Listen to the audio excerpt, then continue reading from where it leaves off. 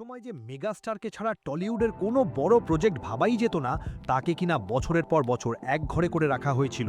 Cinema তো দূর, ভয়ে লোকজন পার্টিতেও আমাদের ডাকতো না। হ্যাঁ, ঠিক এই ভাষাতেই দীর্ঘ বছর পর টলিউডের আসল ডার্ক রিয়ালিটি ফাঁস করলেন স্বয়ং রূপা গাঙ্গুলি। তাও আবার কোথায় দাঁড়িয়ে? টলিউডের ক্ষমতার আসল কেন্দ্রবিন্দু নন্দনে দাঁড়িয়ে। কিন্তু হঠাৎ কি এমন ঘটল যার ফলে রাতারাতি বদলে গেল ইন্ডাস্ট্রির পুরো সমীকরণ?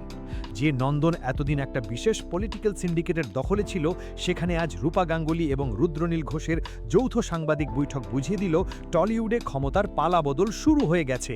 কিন্তু আসল ঘটনাটা এখানেই। মুখ্যমন্ত্রী শুভেন্দু অধিকারীর নির্দেশে টলিউডে দুর্নীতি সাফ করতে যে নতুন কমিটি তৈরি হয়েছে, তার প্রথম টার্গেটেই উঠে এলো এমন কিছু ভয়ঙ্কর সত্যি যা শুনলে আপনিও শিউরে উঠবেন। একবার লজিক্যালি ভেবে দেখুন, 2016 সালেও এই টলিউডে বছরে 800-র কাছাকাছি সিনেমা তৈরি হতো, কিন্তু আজ সেটা কমতে কমতে মাত্র 200-তে এসে ঠেকেছে। কেন জানেন? কারণ বিগত কয়েক বছর ধরে এখানে মেরিট বা ট্যালেন্টের কোনো দাম ছিল না। সবটাই চলতো রাজনৈতিক কানেকশন আর চামচাগিরির ওপর ভিত্তি করে। যারা রুলিং পার্টির কথা শুনতো না, তাদের সোজা ব্ল্যাকলিস্ট বা কালো তালিকাভুক্ত করে দেওয়া হতো। তবে এর পেছনে ছিল আরও এক ভয়ঙ্কর সত্য, যা এই সাংবাদিক বৈঠকে ফাঁস করে দিয়েছেন অভিনেতা রুদ্রনীল ঘোষ। রুদ্রনীল স্পষ্ট জানিয়েছেন, শুধু আর্টিস্টরাই নয়, ক্যামেরার পেছনে টেকনিশিয়ান থেকে মিডিয়া প্রফেশনাল যারা সিন্ডিকেটের লাইনে চলেনি, তাদের সবার কাজ কেড়ে নেওয়া হয়েছিল।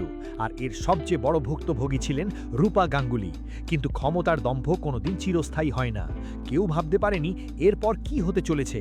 নতুন সরকারের বয়স মাত্র 10 দিন, আর এর মধ্যেই নন্দন নিয়ে যে দুর্নীতির রিপোর্ট সামনে আসছে তা চোখ কপালে তোলার মতো। নন্দনের ওপরের ঘরগুলোতে সরকারের লাখ লাখ টাকা খরচ করা হয়েছে, অথচ স্ক্রিন আর সাউন্ড সিস্টেমের কোনো উন্নতি হয়নি। কার পকেটে যাচ্ছিল এই টাকা? রূপা গাঙ্গুলি আজ স্পষ্ট করে দিয়েছেন, এখন থেকে কানেকশন নয়, বরং সাধারণ দর্শকই ঠিক করবে কোন সিনেমা নন্দনে জায়গা পাবে আর কোনটা নয়।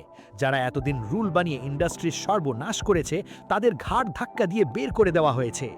এরপর যা ঘটেছিল তা পুরো ইন্ডাস্ট্রিকে নাড়িয়ে দেয়, কারণ স্বরূপ বিশ্বাসের মতো ক্ষমতাশালী নেতাদের রিপ্লেসমেন্ট খোঁজা শুরু হয়ে গেছে। টলিপাড়ার সেই তথাকথিত দাদারা এখন ভয়ে কাঁপছেন। যে ইন্ডাস্ট্রির সত্যজিৎ রায় আর মৃণাল সেনের মতো লেজেন্ড তৈরি করেছে, তাকে কিছু স্বার্থান্বেষী নেতা নিজেদের পৈতৃক সম্পত্তি ভেবে নিয়েছিল। রূপা গাঙ্গুলি আর রুদ্রনীল ঘোষের এই হুঙ্কার হয়তো বাংলা সিনেমাকে আবার তার পুরনো গরিমা ফিরিয়ে দেবে।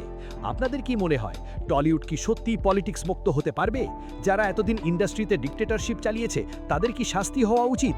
কমেন্ট বক্সে জানান। আর টলিউডের এমন এক্সক্লুসিভ স্টোরি জানতে সাবস্ক্রাইব করুন বাংলা পালস।